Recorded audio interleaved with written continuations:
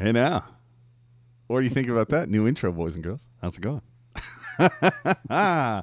Oh, AJ and Eric here to talk about the return of Marleau and Nieto. And somebody teach me how to spell Nieto. Sounds like a good, Nietro. I like that. Like it almost sounds like nitro, but we're not going to do that today. But Patrick Marleau and Matt Nieto returned to San Jose, both signing bottom line deals. Now, first off, Eric, Yes. Marleau, we knew he was coming back. Doug Wilson all but guaranteed it during the trade to Pittsburgh.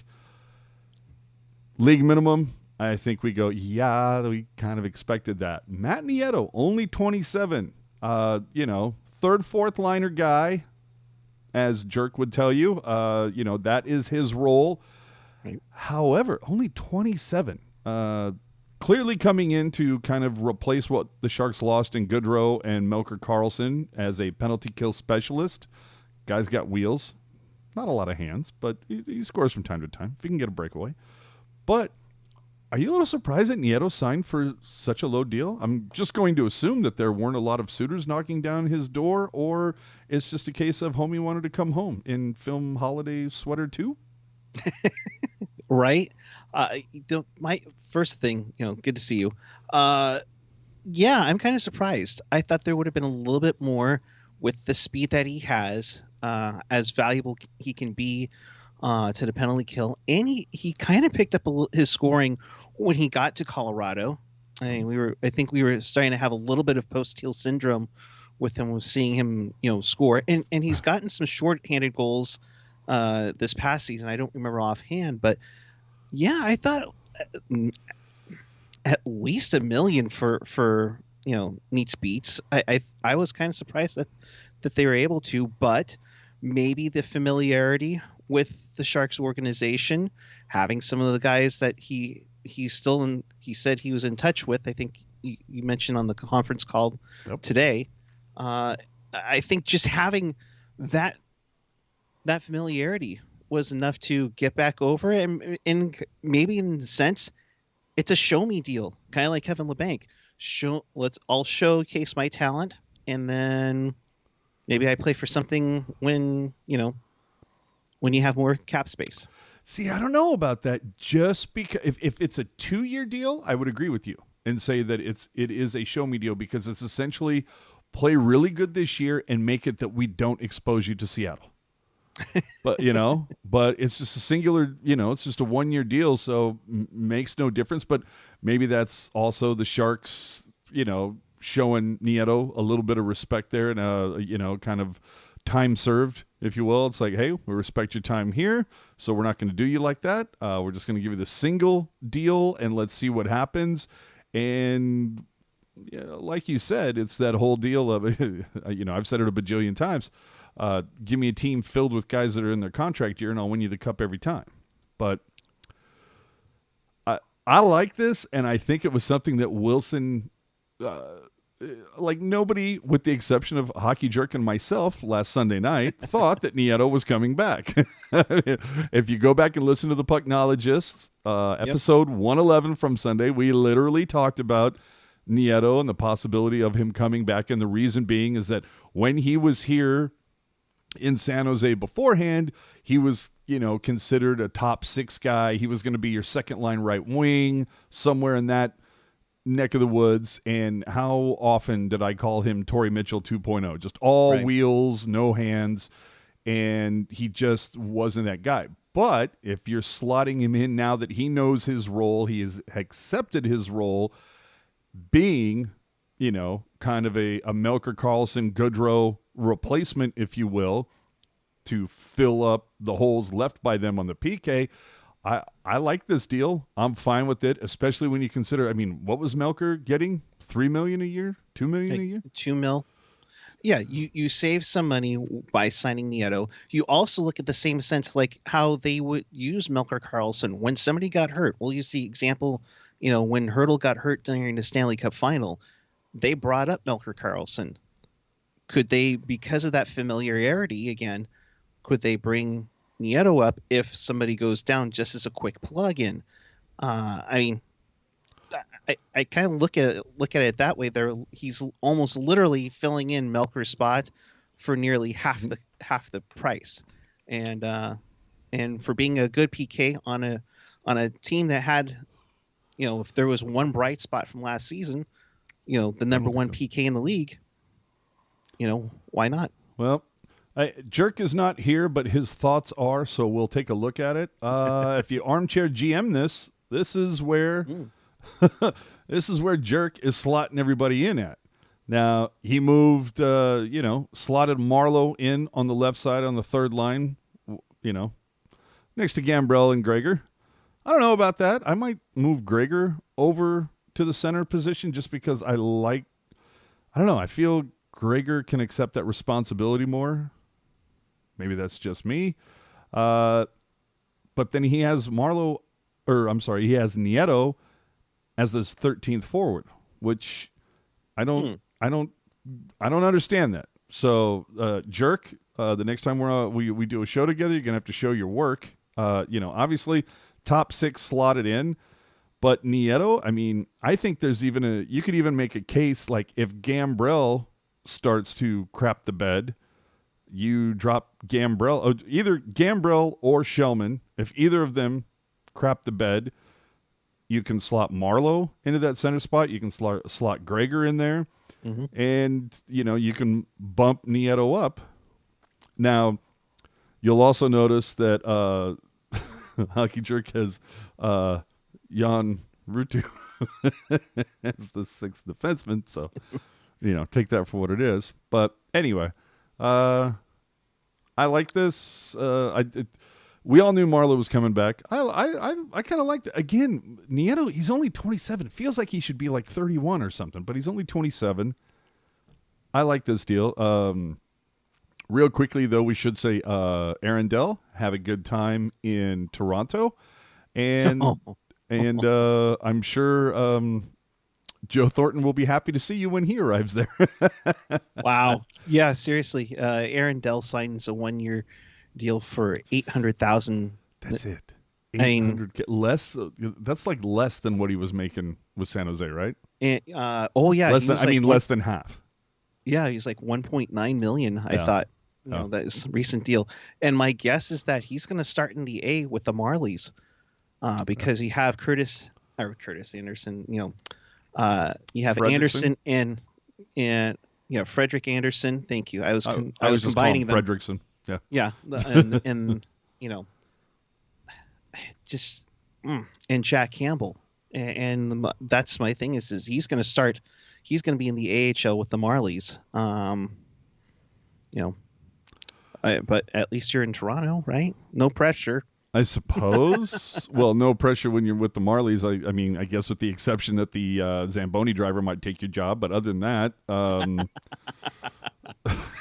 mean, you right? Yikes. Interesting call, interesting play. Fine, whatever. In fact, if we can, just bring that up for a hot second, and let's see here. Well, I'm not even going to get into it. It's Aaron Dell. It's like I feel a little bit bad for the dude because if you rewind the clock, like 5-6 months ago, he's taking a picture with his gorgeous fiance with the Golden Gate Bridge behind him, talking about she said yes, and if memory serves, she's like a former or current 49er cheerleader. What Jerker would refer to as a snack. A very attractive woman, but Chiefs source of income went down a little bit. I'm just saying, just a skosh, especially in a big city like Toronto. Yeah, a little bit. Hold on, we got some things in the comments. Let's get to them. AJ, who will back up Dubnyk this year? Martin Jones. No, I mean, let's be honest. Melnichuk, I think, is going to get a hard look. The Sharks know what they have, or at least they feel like they know what they have in Jones. They feel like they know what they're getting with Dubnyk. I think most people would look at this and say this is a big transition year. Is Jones going to be able to live up to the rest of his contract, or do we need to start grooming somebody? And Melnichuk is the one to grow with. So, And throughout the whole conference call with Doug Wilson, he talked about competition, yep. that he's going to have competition with Dubnyk and Melnichuk, kind of pushing them. You throw in the forwards. Where are they going to slot? I mean, I like Jerk's lineup, but does Donato move up? Does Donato become that third line center? Because he did play center, and not to bring up the past, but Pavelski at one time was a third line center between Jumbo and Logan. Do you do that for more depth? I mean, I don't know, but I would think he's more of a top six than a middle six. It's an option. But yeah, they have options. They have competition. I kind of like how they have this set up.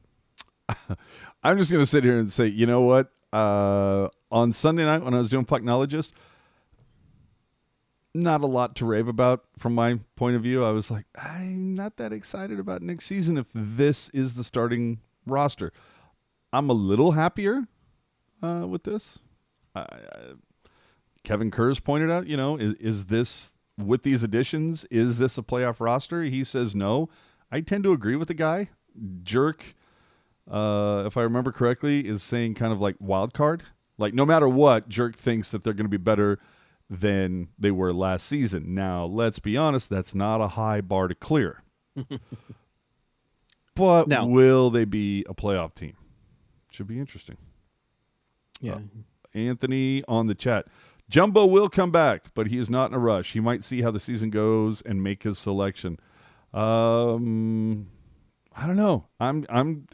I said it Sunday, and I'm going to say it again. I still am under the impression that Thornton is still peeved that he was not moved at the deadline. And the Sharks' outlook, if you look at it today on Twitter, Vegas odds, I believe, have the Sharks at like 24th in the league, odds-wise, like 60-1 for the Cup. Odds on is like Vegas, Colorado, Tampa to repeat, perhaps Boston, maybe Washington. The Sharks are not in the conversation, kids. They just aren't. Erik Karlsson, highest paid defenseman in the league, not even in the Norris conversation right now. So there's a lot of work to be had. And even on the call today with Doug Wilson, he talked about how the guys have a chip on their shoulder. They have a little bit of attitude. They've got something to prove. Now, can they prove it? Remains to be seen. But, I mean, devil's advocate, I'm going to sit there and go, well, what else is he going to say? Right. They were fine with last season. They're going to try to do better. Of course they should have, if they're competitors whatsoever, they're going to be pissed off about how last season ended. Right. Or and started for that to be, Right. Oh, yeah. I mean, they had a horrible training camp and then a horrible start with the back-to-back against Vegas. And then that October just seems to be a dumpster fire into. Then an amazing November and then right back into the can in December. So, yep. But if memory serves, right, October or November, what did they do? They played like what, 2 games away? I mean, there's something like that. In yeah. fact, I was at one of them in Anaheim and looked pretty dominant. They seemed like they had things going, and then they went back out on the road trip and went over for that road trip. And Anthony Sanchez, AJ, isn't that Donskoy with the 49er cheerleader? I think I think they might both be dating. They both were. Yeah. Donskoy. I hope it's not the same 49er cheerleader. Dun, dun, dun. I mean, no. It's 2 different ones. Jesus, offhand. Anthony getting into the show tonight. When did we sign Rude? No, we haven't. But Jerk is batting pretty well in his prediction pool. And that's what he says. He thinks San Jose, and Jerk likes his cookies. So and he loves to go for foreseen points. That's for damn sure. That's true. Technically, do you get some for calling that out on the Marleau trade? I can't imagine so. Like I said, Doug Wilson basically guaranteed it. Matthew saying, thoughts on the Pietrangelo contract? I mean, it's essentially what we all thought it was going to be. If anything, based on, I mean, if you listen to the words around the campfire, or if you're hockey jerk, your ear to the ground, there's a lot of Vegas players who I guess have kind of made it known that they're not the happiest that their names have been bandied about in trade talks and rumors and conjecture and speculation and all of that. They don't seem to be that thrilled with it. And this is something that Jerk and I were talking about on Sunday was, it had to do with the LeBanc deal, was just kind of like, if Wilson doesn't do LeBanc a solid, how good is Wilson's word at that point? How good is the reputation of the Sharks franchise after LeBanc signs that ridiculous $1 million deal? Now, granted, did he play down to it? Sure. I think the entire team did. But if Wilson, and what's funny is the guys on NHL Sirius were saying that you could have made an argument that Wilson could say, look, I understand we were going to do you a solid and we had this agreement and everything like that. But when we said all this, nobody knew about COVID. No one knew what was going to happen. Things have changed dramatically.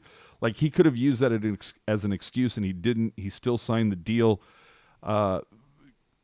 Mirror that with what's going on with Vegas. There are guys, it just seems like there's some kind of pissed off people with Vegas. Even like the fans are calling out the front office saying, how are you guys, how are you doing these guys so dirty? Whether it's Holla or Stastny or Eakin or now Schmidt, it's how are you doing these? Or the fact that Fleury is, it's a trust factor, Yeah. I think like you guys had mentioned it on a Pucknologist, but now they're making a precedence that, okay, we're going to go after the best free agent people out there, or we're going to trade for this and that and the other. And then when you don't achieve the goal, winning the big shiny thing, although they're going to have some fancy shiny jerseys to try to win a big shiny thing with. Oh, sorry. We've seen nothing. But how do you feel like, you've contributed so much to a team, committed to this team, and next thing you know, we're getting somebody, fancy and shinier. It's like it's when you trade in your RAV4 and, I'm going to break out my Lamborghini instead, because you're it's like that one meme with the girlfriend and then the other girl's walking by. I'm still shocked. Well, I shouldn't say that. I'm a little shocked that Fleury is still there based on everything that happened. But then again, I'm not shocked because, and again, I said this before, it wouldn't surprise me if there's 30 other teams in the league going, we felt like we were taking advantage. Well, okay, not all 30, but there's definitely some teams that are like, we feel like we were played 3 years ago and we're not going to play that game this year. And so it's like, you want to get rid of Fleury? Eat that salary. Oh, you don't want to eat it? Keep him. It is a buyer's market right now, my friend. It is a goalie carousel, so you can just stick with him and eat that salary and be right up against the cap. We're fine with it. We ain't going to play. Let me hit some comments here. Go ahead. Joey says, we need Eric Holla, period. Holla. And he spells his name the right way, too. I was down with that, and I'm still kind of down with that. But I think, again, kind of like the Sharks did last season, I think they're going to give opportunity to the guys, whether it's Gregor or Shellman or whoever. They're going to give opportunity. Now, if they dump 3 in a row like they did last time and bring in Marleau, maybe if Holla isn't signed by then, I can't imagine why he wouldn't be. But this flat cap is screwing everybody up right now. It's making people have to adjust. Doug Wilson said as much today on the media call. Dizzy, Jumbo will look at the roster and say, we can't win the cup with this. You right, but Jumbo has 2 plays. It's, it's sign with the team that he thinks is going to compete. Now, could that be Toronto? Absolutely. Or it's sign with San Jose with the promise from Doug Wilson that we will move you somewhere at the deadline. And we'll let you pick. Like, we'll negotiate in good faith. And, hell, we'll eat your entire salary and give you to that team for free. Something to help you win a cup. Right. And you can have that deal aside and be like, okay, you can make your call whenever, but you know, Oh, don't be upset if they oh, you right. if we can't find a deal. This is interesting. What Jim ain't fly. There's no way I'm pronouncing that correctly, I think it's or Jim A in Florida. oh, that makes much more sense. Anyway, let's get back to his thing. Just curious how Marleau coming back is going to sell merchandise if no fans in the stands. Now, that might be in reference to something that I had tweeted earlier. It wouldn't surprise me. But, dude, we're talking about the Sharks. They sold shirts that said, Jumbo 1000. There's pucks that say, Marleau's 500th goal, Mike Ricci's 1000th game, all those things. There's going to be a shirt and a puck minimum signifying Marleau's accomplishment taking over the lead from Gordie Howe. There will be product to purchase. We live in an online world. Like the point that you were making is a significant point if it's 25 years ago. But today, there's sjteamshop.com. There's, San Jose Sharks Mobile Shop, I think, .com.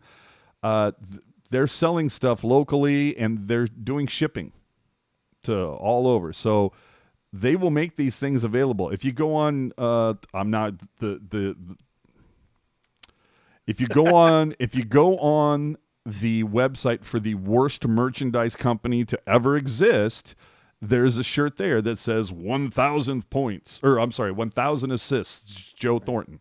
So they are selling it, but the Sharks will be able to do this locally.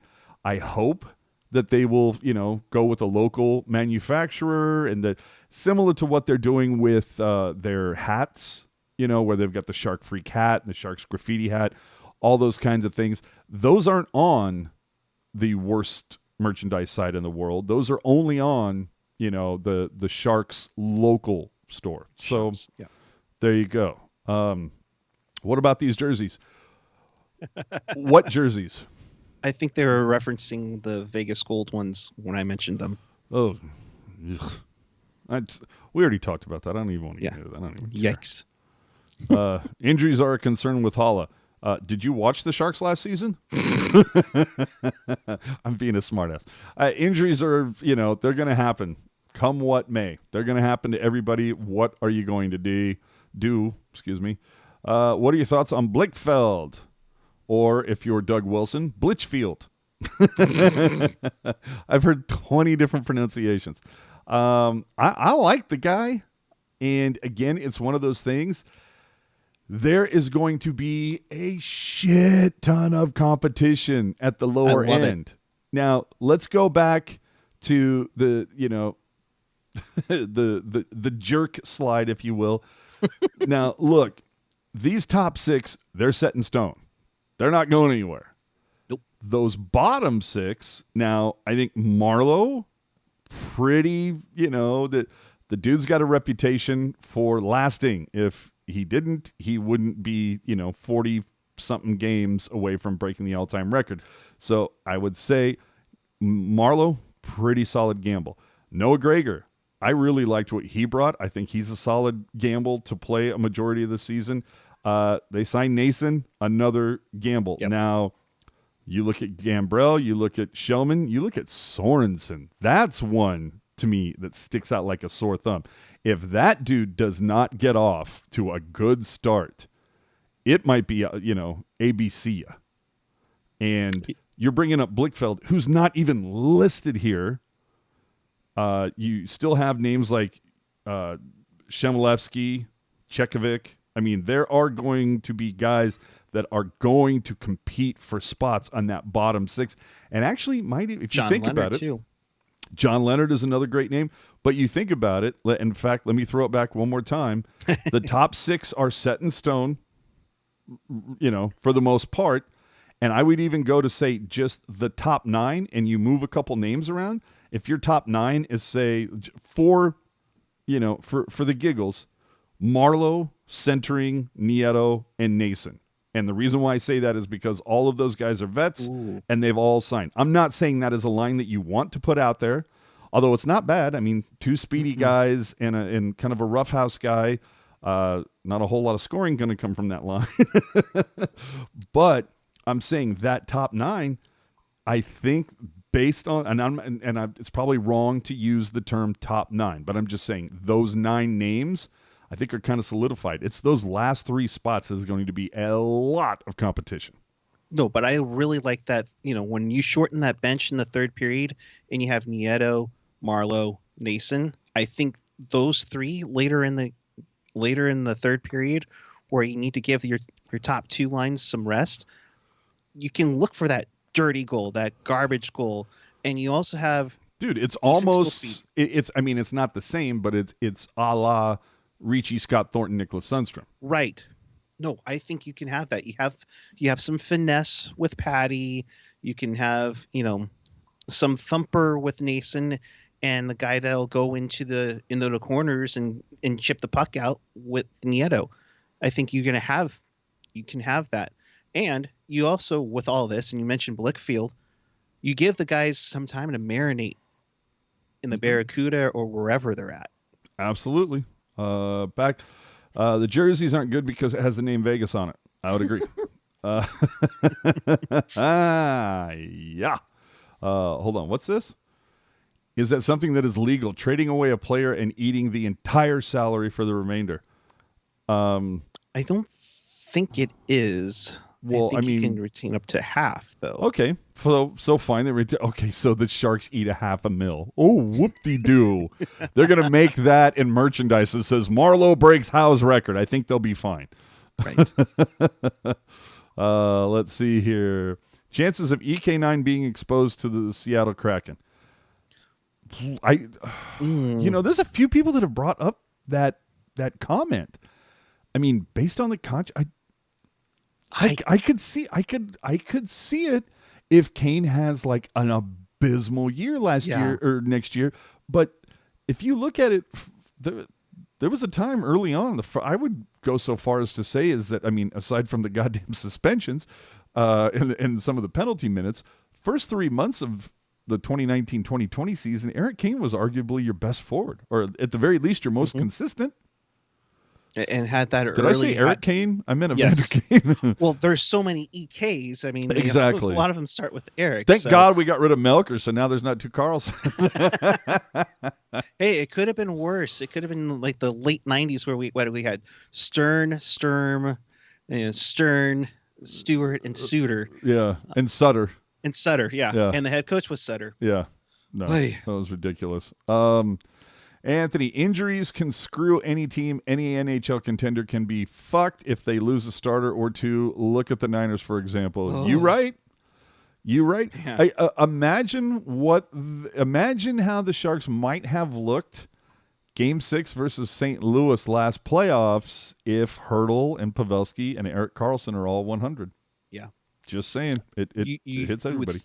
You would think it had at least gone back to San Jose for Game 7. You right. Randy G, here's best case scenario other than winning the cup. The Sharks tank this year, get a high draft pick. Don't get me started. Then all of a sudden you have potentially Merkley and Melnichuk for 21-22. I think that's going to be awesome. I think this is a very transitional year. I know that Doug Wilson, the guy's here to sell tickets. He's trying to sell seats. He's not going to come out and say, hey, everybody, just to let you know, to be better in a year or so, we're going to just shit the bed this year. That's the plan. Like, he's never going to say something like that. He's going to say it's a reset, it's a retool. He's never going to say rebuild because that means people aren't buying as many tickets. That's just business. But I think anybody who can be an objective observer and look at the roster, they look at this and say, this is not unlike 14-15. Where it's a transition year. It's giving guys an opportunity to step into roles. 14-15, you had Hertl, you had Meyer, and John Scott was supposed to be here to protect everybody. I don't know how much protection you provide from the press box, but In 14-15, it was essentially called a transitional year where it was going to bring up a lot of this youth, and players like Hurdle and Meyer proved their worth. LeBanc got a look. Wait a minute. You're getting your years mixed up, bud. What, 14-15 was not when John Scott was here? John Scott was here, but not Timo or LeBanc. Well, who am I thinking of? Hurdle. Who else am I thinking of? Let's see. I mean, there was James Shepard. No one cares about him. Yeah, exactly. That's what I'm trying to think of 14-15. I mean, you had Wingles try to be, move up. You had Tierney, who was just starting to come into play, but you had those players who were given the opportunity to move up, and they made it. Goodrow was just starting to come in. I mean, maybe you could say Nieto, only 22 at that time. Mirko Mueller, only 19 at that point. There were a couple pieces. I thought Chris Tierney, only 20. Yeah. So there were some pieces that needed to be protected. Haley, stop it. But that hold on, what Alden's saying, take that back. I think that had to do with my Melker comment. Either way, I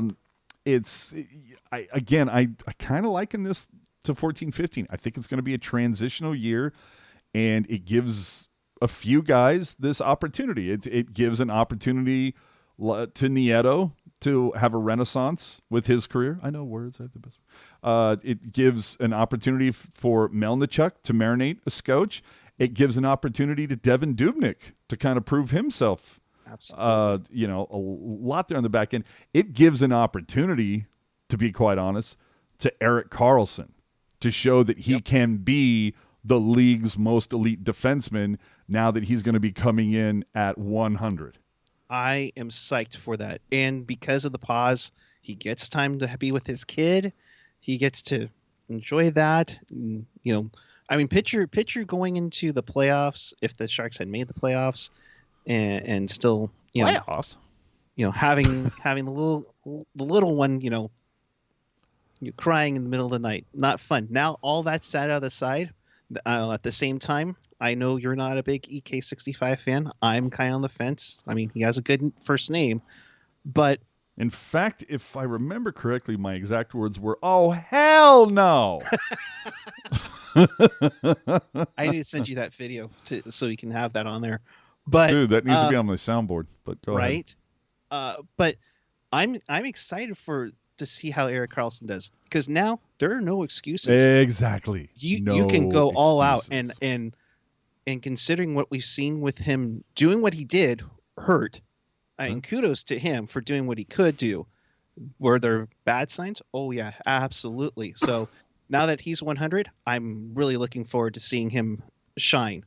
Let's see, Dizzy, no move clause on Kane. No, the only guys who have full no moves are Vlasic and Karlsson, so they have to be protected for the Seattle draft. Evander can be exposed. He's got a limited, no trade, 3 teams, but that still means he can be exposed to Seattle.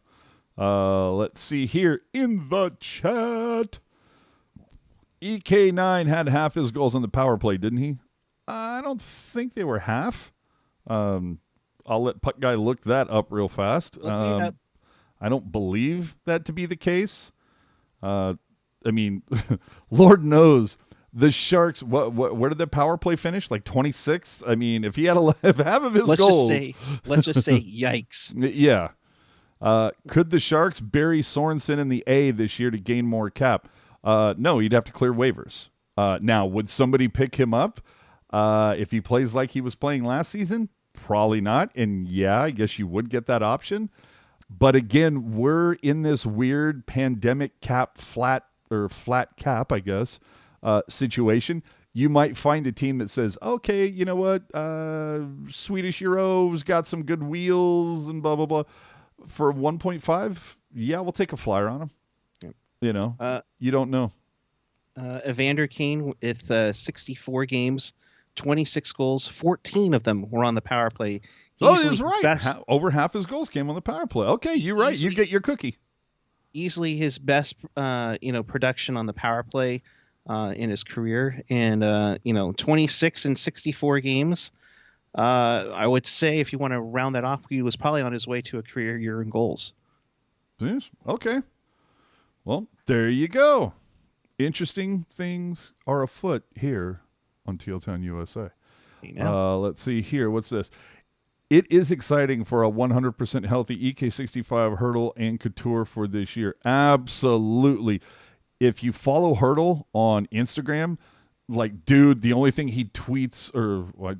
I just said Instagram, so why did I say tweet? The only thing he posts is like him in the gym. I mean, dude, gym rat, hello, thank you. And consider this too, guy's going to be a dad here in a couple months. His woman is preggo in a big way. She looks like, I think she's about 2 months away from popping. So, Hurdle, get it in now because you ain't going to get a lot of sleep here in a couple months. I'm just letting you know. Hope the folks are involved is what I'm saying to help you out there. But that's going to be tough. Anthony Sanchez says, got a question. Now, I would put it on the screen because that seems like something that would come with a Google Super Chat donation. No, I'm just being an asshole. Please do not use the Super Chat function. Venmo, because if you hit us up with the donation on Venmo, which is at TealTownUSA, 100% of your donation goes back into this show. Google takes like 35% of it. So thank you. You want to see more merch? That's where it comes from, folks. Exactly. And we have a couple designs and some T-shirts we want to do. We just need to have some cash to be able to pull it off. Yeah. Anthony, got a question. Can Doug trade for a player who is on LTIR to gain additional cap space? Oop. Didn't Toronto do that a few years back? I'm going to say that's what that says. I believe you can. Mm-hmm. I believe that's a way to kind of circumvent the system, a scotch. Right. I think it's very rare. It's kind of up there with like offer sheets. You don't see it quite often, but it is something that kind of like sits in your back pocket if memory serves. Now, granted, they change rules all the time, so I might be talking out of my ass, but if memory serves, I believe that is in fact correct. Yeah, I think Toronto had a couple of players that were on LTIR, including they actually got the guy back. I think part of it from, I believe, if I'm wrong, correct me. I think it was the why can't Whip it out. David Clarkson. Thank you. Exactly. Former St. Louis Blue. All right. Oh, okay. Yeah, such a huge guy, but he was on LTIR. And they were able to afford it. So yeah. Let's see. Oh man. Berg, what are you doing? Trying to get on my good side with these comments? I think EK65 will be limited for the rest of his career physically. See, I would say it would be intellectually, but okay. Oh, damn. Diva. It remains to be seen. I mean, dudes had foot surgery. Dudes had groin surgery. There's been some significant injury history with EK65. Again, for me, this year is kind of make it or break it for EK65. I don't want to see any fluke injury where it's, oh, my thumb is broken now, or so. Like, I want to see dude like making contact, making those solid plays. That was one of the things that drove me crazy the last 2 years, is that you would literally see him shy away from contact. I've equated him to Deion Sanders I don't know how many times, just like an immensely talented athlete that has an amazing amount of speed but hates contact. So let's see if he can play physical. And if he starts playing the body a little bit more, I'm going, okay, now Chief must be 100%. Let's see that Erik Karlsson that we saw from like Thanksgiving up through the All-Star game from last season. Yeah, and you could see him with the checking, as you said, but maybe also the speed and the dangles. We saw a little bit of him, dangling around a little bit, when he got here, and especially that 6 week. We talk about that 6 week stretch that he just went on crazy, made the All-Star team in San Jose. You can kind of see that a little bit. And so that, to me, that'll be when he's doing his offensive playmaking, is how he's going to look. To me, if he's good to go or not. Yeah. Let's hit a couple more in the chat before we wrap this up. One thing I got to say is 46 watching and only 11 thumbs up. Come Oh, on, come on. people. Come Come on. on. Help out the algorithm. Hit subscribe. Tell a friend. Help us out. Please. Let's see here. Dizzy saying, what about Ferraro for a real breakout? Loves me some Ferraro. I think he plays his role perfectly to a T, and I cannot wait to see him matched up with Melker on his right side. I could see Ferraro becoming, I don't want to say a Vlasic, where he's totally stay at home, but I could see him being kind of like maybe like a little bit of a Stewart, where he could, have some physicality, but also pot some, maybe he's good for like 5 or 6 goals, maybe good for 18, 20 assists, but he plays the body well. I could see that from Ferraro. But I do see him more as a stay-at-home kind of a guy. He was very sound defensively. I enjoyed that. Let's see here.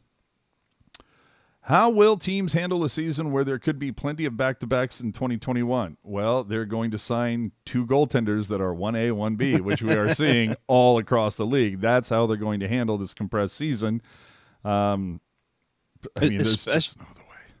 Yeah, especially with Vegas now saying they're going to keep Leonard and Fleury. Remember, Vegas is exempt from the expansion draft, so they aren't going to be right. They aren't going to worry about losing a goaltender to the Kraken, so they could do whatever, jerkos. But I mean, well, crap. I mean, how much? Okay, I'm not going to go on a anyone but Vegas rant, but how many things do they need to get? I mean, like for F's sakes, man.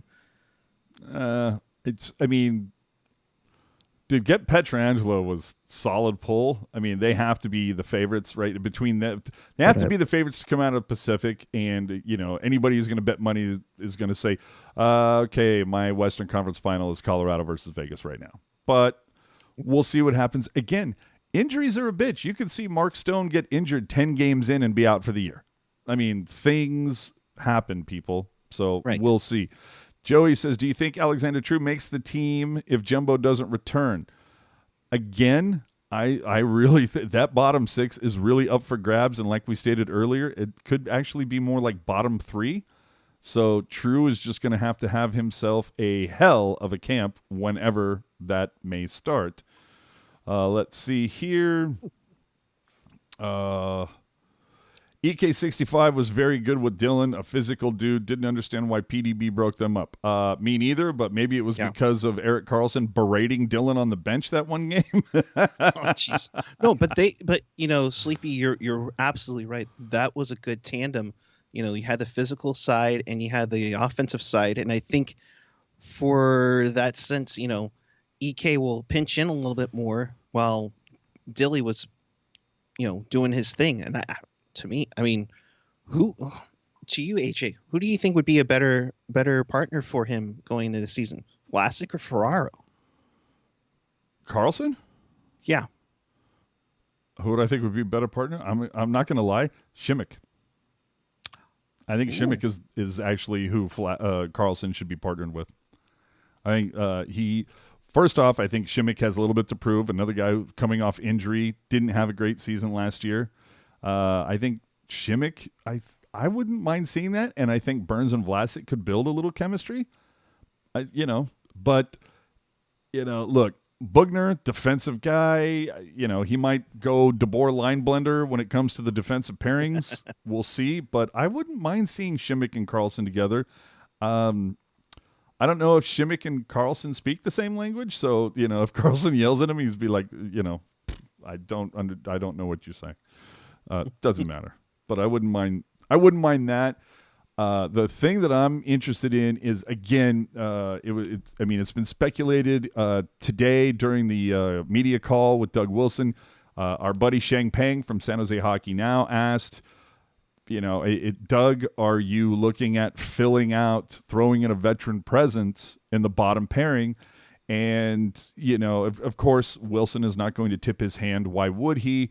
But let's just say the phones are open. Call now. If you have a veteran 5'6" that you're, that is available.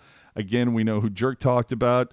I'm still under the impression that we're going to hear that Marco Mueller has been re-signed next. I'm kidding.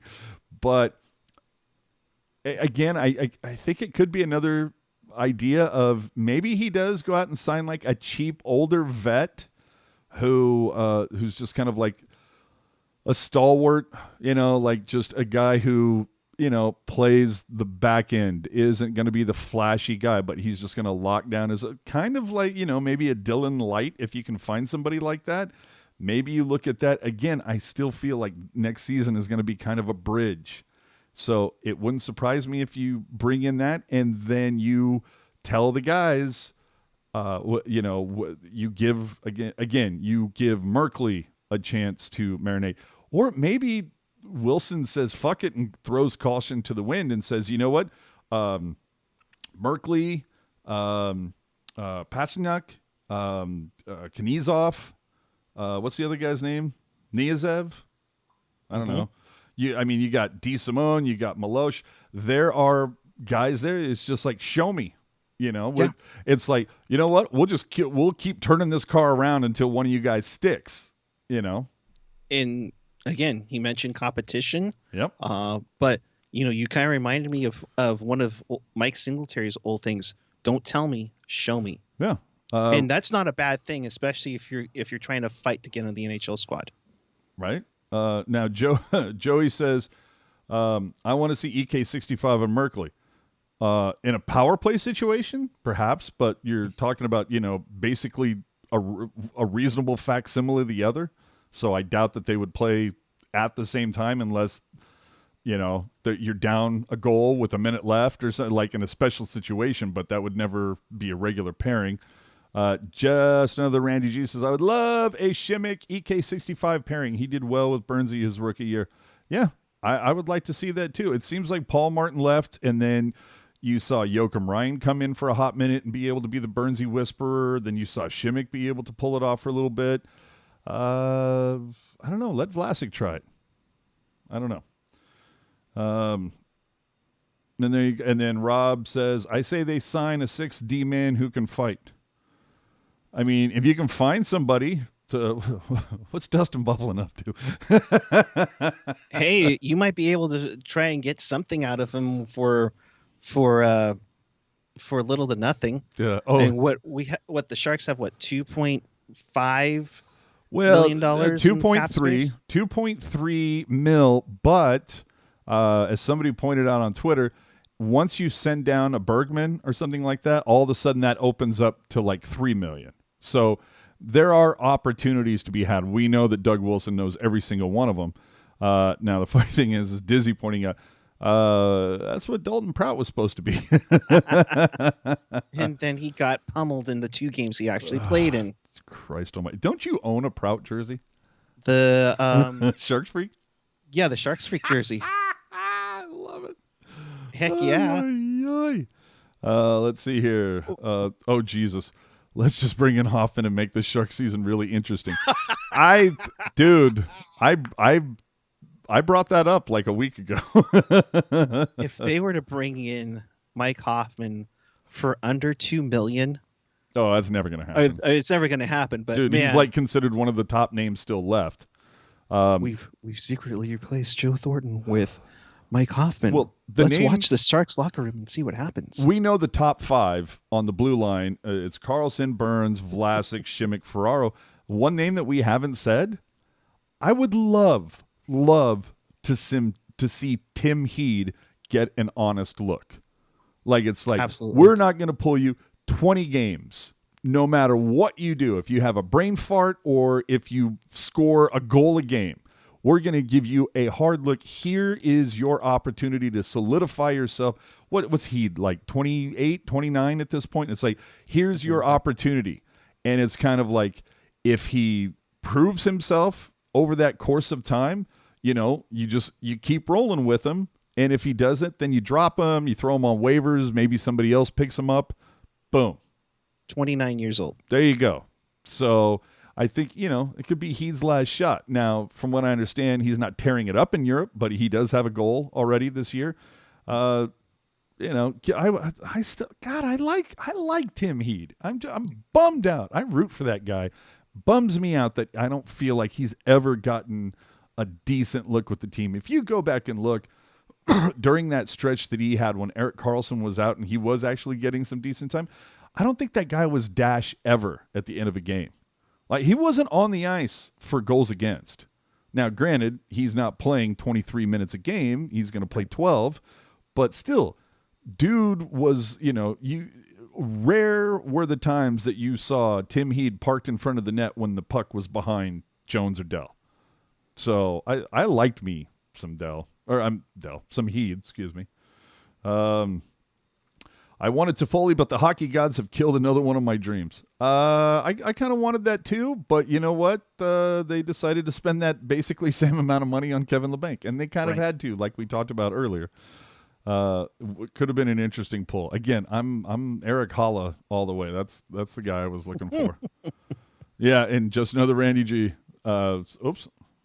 Did he fucking hold what? I must have hit the wrong one.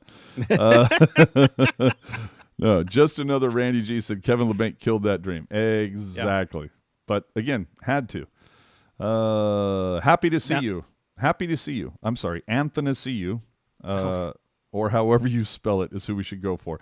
If memory serves, I think that's actually a guy who Jerk would kind of like to take a flyer on. But again, we're at that point where I think Doug Wilson said during the media call, there are guys that he has promised they're going to get a look. Here's the competition. Show us. Again, you're talking about Bergman, Gregor, Shellman, to a lesser extent, Suomela. The guy who needs to show me something is Dylan Gambrell. Yep. Then you've got guys like Shamlevsky, Chekovic, neither of which even saw any time in the NHL last season. You had your Tankin, who was here for like half a cup of coffee, didn't show a whole lot, even though dude was on the opening night roster. Okay. Didn't even finish his pumpkin spice latte at all. Yeah. So, again, John Leonard is another option there. So I can see that Doug Wilson, I'm sure, is going to have guys like if Anthony Ciu doesn't get a call from somebody or somebody, if there's a piece or two. Now, again, we're in this weird situation with the pandemic that there's a flat cap. Right. A lot of people thought that it probably would have went up $3 or $4 million this season. And if you do that, then you see a team take a flyer on an Anthony Ciu or this or that or the other. Now you're not seeing that. So you might see a couple guys kind of, if they want to stay in the league, they're going to take a little bit of a haircut, or maybe they're willing to, take that 1 year show me deal to get through the pandemic and then hopefully see some cash on the other end. I mean, look, how much was Taylor Hall asking for, or rumored to be asking for, middle of the season? I mean, there are people speculating he's going to get 12, 13 million. He signs a 2-year deal with Buffalo. Of all people. Well, he's going to have fun with all Eichel. Places. But I mean, it's a kind of a show me deal. Let me get through this pandemic, and then maybe I'll get my money. I like Anthony's idea. Go ahead. Ilya Kovalchuk, $1 million with bonus. $6 million less than what was rumored to be signed by Doug Wilson. What was it, 3 years ago at the draft? Yeah, I think you're right. I do. Yeah, I do remember the Sharks kind of there was a lot of stuff in the media that they were going to make a play for him, but right. Sometimes the best deals are the ones you don't make, folks. True that. Joey, can we trade for another goalie so I don't have to see Trash Jonesy? Please. Can't stop the flat beach ball. You know what, dude? Go back and look at the numbers. Go look at the numbers for about the last 6 weeks the Sharks were playing. The work that he was doing with Nabby was starting to pay dividends. If memory serves, I think the last 15 games that Jones played, he was somewhere in the neighborhood of like 918, 922, somewhere in that ballpark for save percentage. That's what you hope for. That's what you want. So again, I'm one of those guys. You also take into account 16 through 19 he played more hockey than any other goalie. Yeah, who along with Devin Dubnyk, if I'm not mistaken, right? Yeah, well, Devin started a couple seasons earlier, his run. But Right. I mean, Jones has played a shit ton of hockey. So I'm willing to give Jones the benefit of the doubt, and especially for the people that sit there and go, "Oh, buyout, buyout." But you don't want to be on the hook for another like 6 years with this, okay? Yeah. Give Jones the benefit of the doubt. That's why Dubnyk is here, for that insurance policy, for them to push each other. Nabby did some really good work with Jones. He was the one that pushed the Sharks to go after Dubnyk. It's not like there weren't some other options out there. You know, No. it was a carousel. I'm looking at his game log 1, 2, 3, 4, 5, 6, 7, 8. In his game log, he had in the last 8 starts he had 2 shutouts. He had a 926, 913, 920. That being said, he did also have an 833, which was his last performance against Colorado, and then a tough one against Minnesota. But he did have 2 shutouts, something he didn't have all season. So yeah, again, like you said, like we said with EK65, there was that one stretch where he kind of had a little bit of a luster. And remember, AJ, he also had like a week and a half off, and Dell was playing straight through. I don't know if it was a showcase Dell or just have him exclusively work with Nabby, but and Dizzy pointing out Francilla worked as well, so absolutely. Oh, like a tiger. Touch me like you know me, homie. Look at that. This is per the best resource on the Sharks, Pucknologist. Hey now. So anyway, how about the first 8 starts? Laugh my ass off. Yeah, he had a crappy start. You want to go look at EK65 numbers on his first 8 starts? Also not great. I mean, dude, we all just hope that last season was some weird anomaly. You lose Pavelski, you lose Donskoy, you lose Nyquist. That should not make you go from second in the league in scoring to 29th. Right. That just should not happen, especially, again, statistically. Well, you got the numbers. The goalies put up. Go look at Jones and Dell, both their stats for the 18-19 season and the 19-20 season. They're almost identical. Save percentage, goals against average. Yet one year they go to the Western Conference Final. The following year they don't even make the playoffs, even though the numbers are almost identical. But what was the difference? They stopped scoring. Play better defensively, pot a couple more goals. You know, you added Donato, add Nieto, although I'm not looking at Nieto to score. But Jerk, mentioned it. It's everybody sucked last season. Like everybody. You had I'd say the last third of the season, Timo started to come on. Again, I would say Evander Kane was probably your most consistent when he wasn't like in the box or suspended, but he was your most consistent guy. You okay there, buddy? You got me all choked up, man. You got the injury to Couture, you got the injury to Hurdle. If these guys can just stay healthy for this season, if everybody just they don't even have to exceed expectations. Remember, going into 1920, we were talking about Sorensen potting 20. We were talking about Kevin LeBanc potting 20. We were talking about Gambrell, finding his next gear. None of that happened. So if they can just get back to where they were, I think, the Jerk will tell you that they're going to be better than last year. Now, are they going to make the playoffs? Who knows? Again, probably going to be a compacted, contracted, however you want to describe it, season. Mm-hmm. It's going to be tight. Got to get off to a good start, but, Vegas got better. Vancouver, arguably, I mean, Jerk, I think on paper said he thinks they might have gotten a scotch worse. I like him. I think Demko could be a difference there. Being the number one dude. I mean, just look at Holtby. Just look at the goaltending in the Pacific. Yeah, and then you got Markstrom in Calgary. Finally Calgary gets something better there. Edmonton is still solid. I think right now on paper, I put the Sharks as a hopeful wild card team. I don't have them slotted in the top 3 in the Pacific. Now, again, you could see some weird freakiness where like Connor McDavid and Mark Stone both run into each other in a Starbucks parking lot before a game and they're out for the rest of the season. We don't know. But, right now, I look at this. I'm not getting my hopes up. I look at this from a realist point of view. I feel like this is going to be a transitional season. It's an opportunity to let Marleau have kind of the one last hurrah, do his final season. Now, let's be honest. If the Sharks are out at whenever the trade deadline is, I completely expect Marleau to get traded somewhere. Absolutely. For another shot at the Cup. And it'll be great to see him in Toronto with Joe Thornton and Austin Matthews and the other kids that Marleau had. Mitch Marner, he's going to be at Mitch Marner's house the entire time. Heck yeah. So that wouldn't surprise me whatsoever if Marleau gets moved again. But it is what it is. If he he's got to break the record in Teal, then it's fine. Wherever you go, Godspeed. Hope you win the big shiny thing if the Sharks can't. But that, again, transition year. Give every kid, whether it's a Bergman or a Gregman or a Shellman or a Suomela, whoever, everybody got an extra year. Everybody should be coming in 100% healthy. Show me something, boys. But I will say, though, for me, jotting this down, Erik Karlsson needs to be in the Norris conversation this season.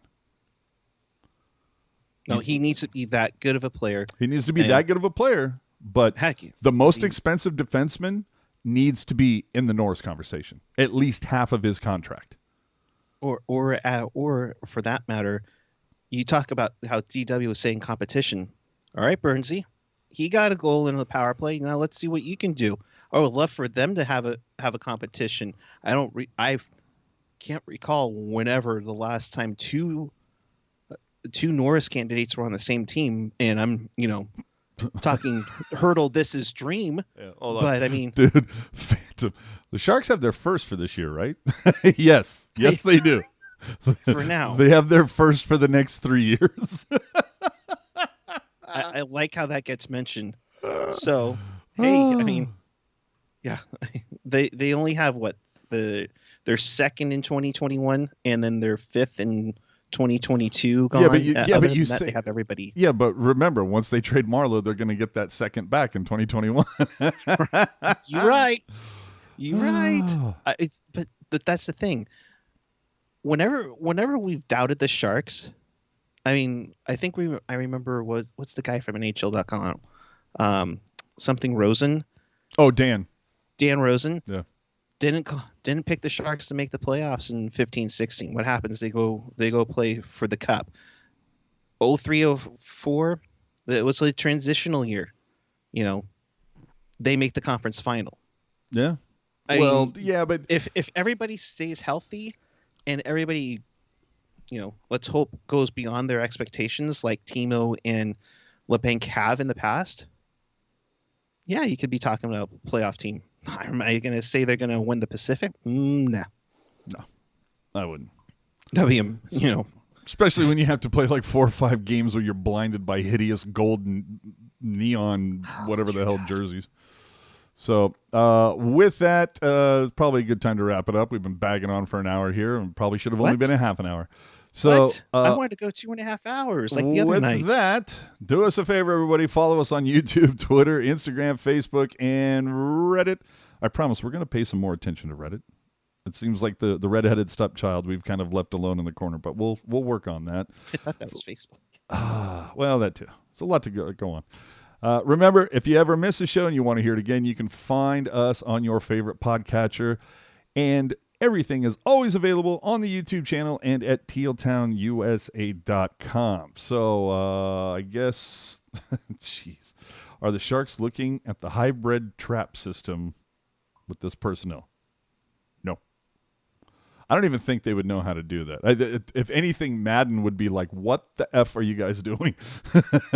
To be honest with you. Stop it. Final thoughts where the people can find you on the social. I'm at PuckGuy14 on the Twitter and the Instagram. As always, great to do this after everything that breaks.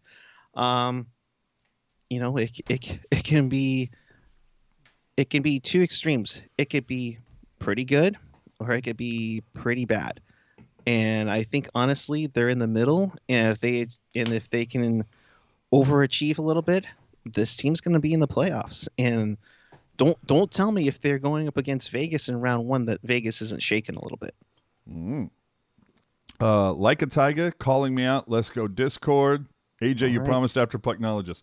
Oh, Did I? We went for you 2.5 hours, for Christ's sake.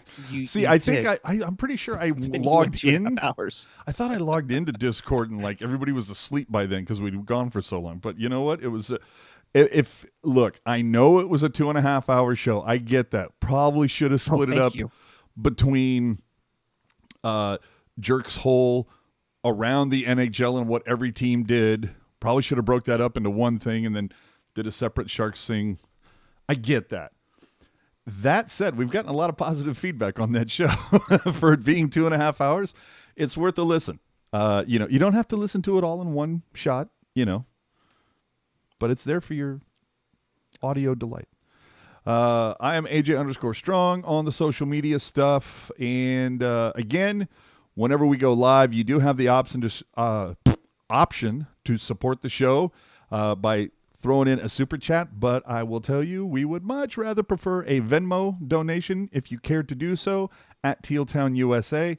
Also, again, we do want to put together a new run of t-shirts, and Eric does have a couple designs in mind. We are down to, if I remember correctly, one woman's TealTown shirt, one small black TealTown shirt, and one large Win It for Jumbo shirt. And if memory serves, I think Skylar has taken dibs on the Jumbo shirt. So anyway, Joey Mahoney, can I come on the show sometime?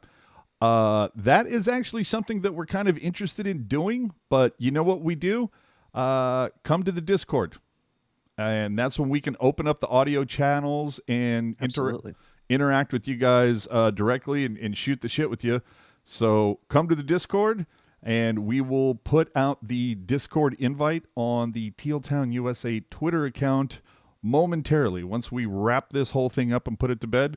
But I'd say in about 15 minutes or so, check TealTownUSA on Twitter. Follow us there.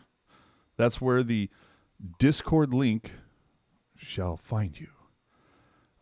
Geez, that quarter zip is pretty edgy. Thank you. I loves me some quarter zip. I had that same quarter zip. It's nice, but I am sweating like crazy in this holiday sweater. I kid you not. I don't even know why we're still doing this. I kid you not. I had a dentist appointment yesterday. And, hold on. Was it Tuesday? No, not yesterday. Jesus Christ, Friday. Fuck, man. It all goes. What a year this week. It's 2020. Yeah, what a year this week has been. No, I was coming out of the dentist, and I happened to be wearing this. And somebody goes, "Hey, bud, nice top." I don't know who the guy was or whatever, but hey, Sharks fan. Well, dude, everybody loves me some quarter zip. So with that, thanks for watching, everybody. Marleau and Nieto have returned again. We'll be back tomorrow night to talk about Marco Mueller. We can't talk about Joakim Ryan. He's already signed somewhere else. Who else is there? Who am I thinking of? Who else did we lose? Michael Haley? Why not? No. I'm talking about defensemen. It's like Stewart's retired, Hannon's retired, Mueller's gone. The return of Nick Petrecki, everybody. That's what we're talking about. All right. Thanks for watching. Follow us on Twitter now for the Discord link, and we will see you all another time. Keep it real.